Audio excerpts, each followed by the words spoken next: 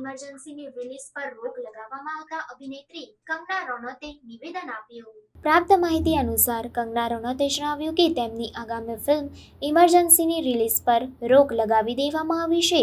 Central board of film certification એ ફિલ્મને મંજૂરી આપી હતી, પરંતુ બાદમાં સર્ટિફિકેશન હોલ્ડ પર રાખવામાં આવ્યું હતું. આ એટલા માટે થયું છે કારણ કે બધાને જાનથી મારી નાખવાની ધમકીઓ છે. સેન્સર બોર્ડના લોકોને પણ ધમકીઓ મળી રહી છે.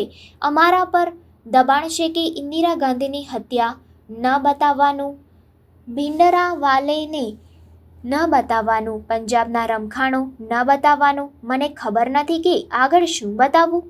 ખબર નહીં એવું શું થયું કે ફિલ્મ અચાનક બ્લેકઆઉટ થઈ ગઈ. આ પર વિશ્વાસ કરી શકાય નહીં. દેશની સ્થિતિ જોઈને મને ખૂબ જ ખરાબ લાગે છે. બીજેપી સાંસદ અને અભિનેત્રી કંગના રનૌતે જણાવ્યું હતું કે પંજાબમાં ખેડૂતોના આંદોલનના નામે બદમાશો હિંસા ફેલાવી રહ્યા છે. ત્યાં દુષ્કર્મ અને હત્યાઓ થતી હતી. ખેડૂત બિલ પાછું ખેંચી લેવામાં આવ્યું, નહીંતર આ બદમાશોની ખૂબ લાંબી યોજના હતી. તેઓ દેશમાં કંઈ પણ કરી શકે છે. આ પછી પંજાબમાં તેમના વિરુદ્ધ ગુસ્સો ફેલાઈ ગયો.